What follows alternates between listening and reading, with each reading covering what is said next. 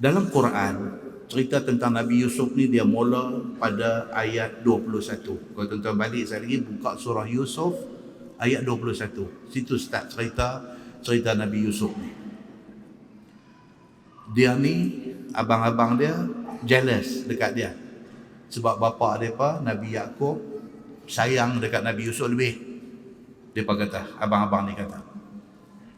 Mereka pakat-pakat, pergi mengadap Nabi Yaakob. Mereka kata, ayah, kami nak pergi berburu. Kami nak bawa adik, nak bawa Yusuf pergi sekali. Bapa dia kata, baik-baik, adik hampa ni kecil lagi. Hampa jaga dia boleh ke? Tak lagi. No. Ayah takkan tak percaya kat kami. Dia anak ayah, dia adik kami. Nabi Yaakob pun kata tak apalah bawa. Bila bawa apa mereka buat? Mereka ambil budak ni, mereka masuk dalam telaga. Mereka ambil baju adik mereka, Nabi Yusuf ni, mereka ambil darah binatang, lomok. Ini cerita dalam Quran. Ini bukan Israeliat, ini cerita dalam Quran. Bidamin kazib, dia kata, dengan darah tipu. Balik tunjuk dekat Nabi Yaakob, ayah minta maaf banyak-banyak ayah. Hak ayah kata jadi sungguh. Kami punya jaga dia elok-elok. Tiba-tiba dia dimakan oleh binatang buas. Kami tak boleh buat apa ya. Minta maaf lah. Inilah pakaian dia kami bawa balik. Walhal apa mereka buat dekat Nabi Yusuf? Mereka buang dalam telaga. Satu rombongan lalu nak cedok ayah, angkat-angkat naik Nabi Yusuf. Allahu Akbar, ni budak ni anak siapa, tengok siapa pun tak ada. Budak segak comel. Ini Quran cerita. Okey. Mereka pun ambil bawa pergi ke Mesir. Mereka jual Nabi Allah Yusuf alaihi salam ni kepada pembesar negeri Mesir. Mailah pada ayat 21 ni dia kata apa? Pembesar negeri Mesir ni bila dia beli Nabi Yusuf daripada mereka ni, dia kata kat bini dia. Ini cerita dalam Quran. Akrimi mathwahu asa an yanfa'ana aw nattakhidahu walada. Dia kata kat bini dia kata ni, hang jaga budak ni elok-elok. Mana tahu satu masa esok dia bagi manfaat dekat kita, ataupun paling-paling tak ada kita boleh buat dia jadi anak angkat kita. Ni Quran cerita. Okey. Lepas itu Quran sambung cerita tu apa dia? Isteri pembesar Mesir ni sudah tak boleh kawal perasaan dia. Dia tengok Yusuf ni handsome young man. Segak handsome, dia tak boleh tahan. Quran cerita. Quran kata apa? Dalam ayat 23 surah Yusuf, perempuan ni dia terlampau tak boleh nak tahan perasaan dia dekat Nabi Yusuf ni. Dia dikunci pintu dalam bilik dia dengan Yusuf. Wa qalat hayta lak. Ni Quran cerita. Dia kata dekat Nabi Yusuf, dia kata vangga lagi sekali. Hayta makna ta'al. Dia kata mai, dia kata hayta lak. Mai, dia kata aku dah ready untuk engkau. Dia nak ajak berzina. Ni Quran cerita. Nabi Yusuf bila dengar macam ni, dia sebagai satu orang yang belum jadi Nabi, tetapi dia nak jadi Nabi. Allah dah jaga dia daripada awal. Yusuf kata, ma'azallah. Nabi Yusuf kata, ya Allah, dia kata aku minta berlindung dengan Allah. Aku tak mau buat benda ni. Tak buat dan tak pernah teringat nak buat benda macam ni. Ma'azallah. Itu Quran cerita. Masih lagi dalam cerita Quran. Kemudian Allah Subhanahu wa ta'ala cerita dalam ayat dia, kata Nabi Yusuf ni lari daripada perempuan ni, lari pergi dekat pintu, nak buka pintu, nak lari keluar. Waktu dia duk nak buka selak pintu tu, perempuan ni mai pegang baju dia, koyak di belakang. Quran cerita. Quran kata wa qad qamisahu min dubur, maka terkoyaklah baju Nabi Yusuf di belakang. Terkoyak. Pam, kata pintu terbuka, dia kata seketui duk berdiri di situ. Siapa dia? Laki perempuan ni, pembesar Mesir ni. Dia kebetulan balik pada masa tu. Tuan-tuan boleh bayang tak kalau buat drama jadi macam ni? Tuan-tuan, ini box office kalau buat filem. Perempuan ni dah kunci pintu semua, duk kata hamai aku dah ready dah. Dia kata ma'azallah, ya Allah minta berlindung, aku tak mau buat benda macam ni. Dia lari, perempuan ni ligan belakang. Tuan-tuan bayangkan ini satu drama. Dia pergi pintu, dia buka, dan dia ni tarik baju dia, koyak belakang, buka-buka, laki kawan tu duduk ada di situ. Allahu Akbar. Masa pintu tu terbuka, dia ni dah duduk berdiri di situ, tercegat depan pintu. Perempuan ni dandan twist. Tuan, yang ni yang kata atas dunia duduk jadi ni. Zaman Nabi Yusuf jadi dah. Perempuan ni yang ajak Nabi Yusuf berzina dengan dia ni, bila pintu terbuka, laki dia ada depan pintu, dan dia kata apa? Dia kata, ma jaza'u man arada bi ahlika su'an. Terus dia cakap kat laki dia. Dia kata, abang, apakah balasan yang sesuai kepada orang yang nak buat tak elok dekat bini abang ni? Ya Allah, tuan-tuan. Ni Quran punya cerita. Quran punya cerita. Tuan-tuan boleh bayang keadaan pada masa tu bukan saja suspens, penuh dramatik. Keadaan pada masa tu illa an yusjana aw azabun alim. Ni Quran kata. Dia kata, abang, saya abang satu lah. Orang yang ada niat jahat nak buat tak elok dekat suami abang ni, apa patut abang hukum dia? Masukkan dia ke dalam penjara, seksa dia cukup-cukup. Dia kata. Tuan-tuan boleh bayang tak muka Nabi Yusuf pada masa tu? Kalau sinetron Indonesia ni tengah-tengah, kamera besar kecil. Hang nak ajak aku buat tak elok, aku nak lari daripada godaan hang, tiba-tiba pintu terbuka, hang pusing 180 darjah daripada utara pergi selatan, hang kata aku nak buat tak elok ke hang. Apa punya orang? Kamera besar kecil. Bila keadaan yang penuh suspens dramatik dan sebagainya ni, Allah Subhanahu wa taala nak selamatkan nabi dia, bakal nabi dia. Quran kata apa? Wa syahida syahidun min ahliha. Cuih kata timbul satu saksi daripada keluarga perempuan ni. Dalam tafsir cerita, siapa saksi tu? Baby kecil. Dia ada di situ. Dalam bilik tu ada satu baby kecil. Baby ni tiba-tiba bercakap. Kecil. Baby. Infant. Tiba-tiba bercakap. Kata budak ni, in kana qamisuhu qudda min qubul fasadaqat wa huwa minal kazibin. Budak kecil yang belum boleh bercakap tiba-tiba bercakap. Budak ni kata apa? Dia kata, bos, dia kata kat lelaki perempuan ni, bos, kalau baju koyak depan, dia kata laki-laki ni jahat, perempuan ni betul. Dia kata, wa in kana qamisuhu qudda min dubur fakadzabat wa huwa minas sadiqin. Tapi kalau baju Yusuf koyak di belakang, makna Yusuf nak lari. Dia ni yang mau dekat Yusuf. Itu menunjukkan kata Yusuf betul, perempuan ni jahat. Sudahlah baby cakap. Cara baby tu cakap masuk akal.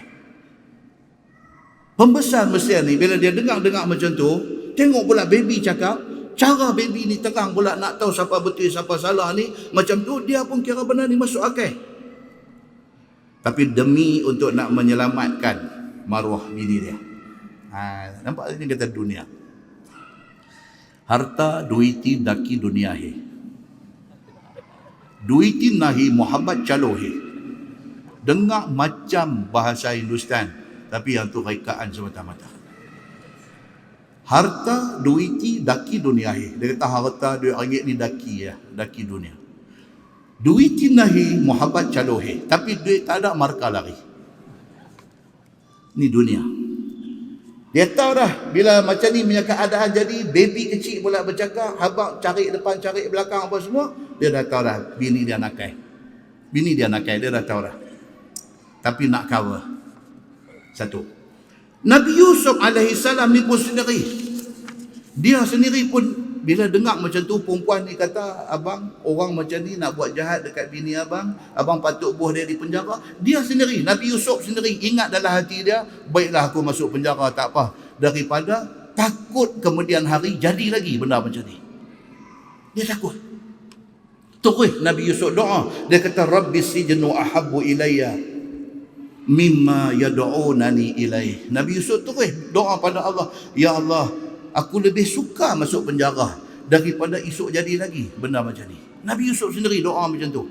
Allah Subhanahu wa taala gerakkan hati pembesar ni, penjarakan Nabi Yusuf. Quran cerita. Akhirnya Nabi Yusuf terhumban ke penjara. Main dalam penjara, dia main episod lain pula. Season 1, episod 2. Dia main tu pula. Dia main. Allahu Akbar. Duduk dalam penjara pula, dia main cerita mimpi pula, duduk takbir mimpi pula. Ini disebut dalam Quran. Daripada takbir mimpi member sama-sama banduan ni, ahlul penjara ni, Sehinggalah raja negeri mimpi pelik. Mimpi apa? Mimpi lembu gemuk dengan lembu kurih. Tengok lembu kurih makan lembu gemuk. Dia raja mimpi macam tu. Terkejut bangkit. Tuan-tuan boleh bayang kalau dalam drama macam mana? Bangkit dengan peluh bercerau-cerau. Ni apa punya mimpi ni? Kalau kata mimpi anaconda makan lembu, tak apa. Lembu kurih makan lembu gemuk. Dia kata apa punya mimpi ni? Esok panggil orang-orang besar negeri. Aku semalam mimpi macam ni. Tolong abang Maisat apa maksud dia? Pakat buat kerak kening tapi tak tahu nak apa-apa. Keluar mai cerita kata Yusuf yang duduk dalam penjara pandai ta'bir mimpi. Ta'bir. Ta'ain bayara. Ta'bir mimpi. Panggil. Raja kata panggil dia mai. Yusuf mai-mai, dia dengar mimpi raja, dia kata, oh ini dia kata signal daripada Tuhan. Negeri ini akan dilanda kemarau yang panjang. So, dia kata sekali dengan cerita pokok tangkai tumbuh buah apa semua tu, dia kata untuk menghadapi kemarau panjang ni, kita kena lipat gandakan usaha pertanian.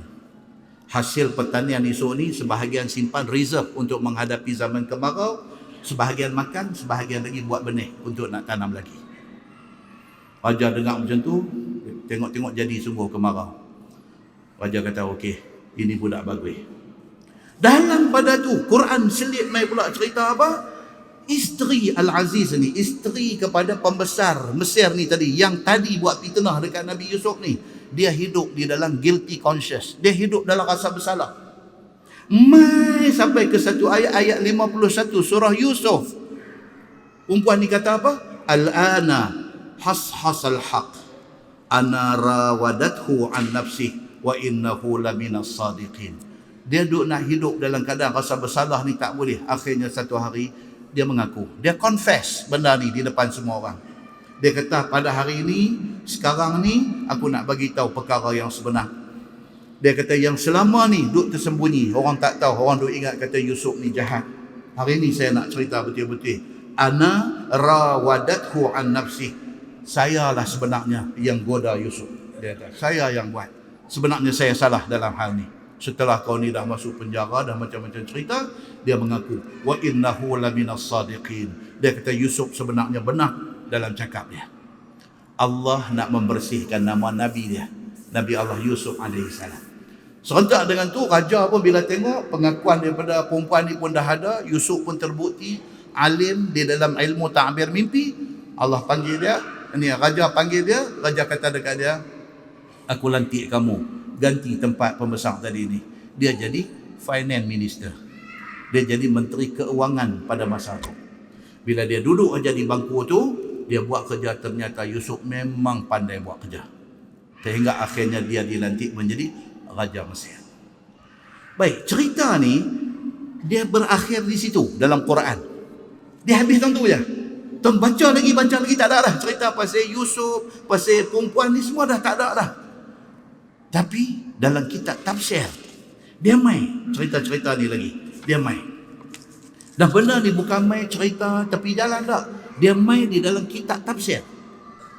Di antaranya ialah tafsir Al-Baghawi, tafsir Al-Tabari, tafsir Al-Qurtubi. Dia mai apa? Dia kata baik, perempuan ni Imra'ah Aziz, isteri kepada pembesar Mesir ni, perempuan ni nama dia Ra'il. Dia kata Ra'il, Ra alif ain ya lam, Ra'il. Bukan Zulaikha. Dalam tiga tafsir ni, tafsir Baghawi, dalam tafsir Tabari dengan tafsir Qurtubi, dia kata nama perempuan ni, isteri pembesar ni ialah Ra'il. Dia kata satu.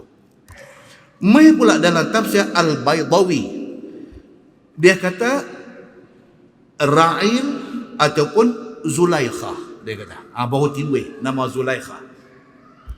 Dia mai pula di dalam kitab Al-Bidayah wan Nihayah. No, dia kata Zulaikha ataupun Zalikha. Dia main satu nama lain pula. Zulaikha ataupun Zalikha itu bukan nama, itu gelaran kepada isteri pembesar negeri. Itu gelaran. Zulaikha atau Zalikha itu gelaran. So Imam Ibnu Katsir, ni dalam tafsir Ibnu Katsir, Imam Ibnu Katsir dia kata apa? Dia kata itu semua adalah pendapat ahli tafsir berdasarkan kepada riwayat-riwayat Israiliyat. Dia kata Cerita nama dia tu pun, nama dia Ra'il ke, Zulaikha ke, Zalikha ke, apa ke, ini semua pun tak ada dalam nas, tak ada. Melainkan itu pendapat ulama-ulama tafsir.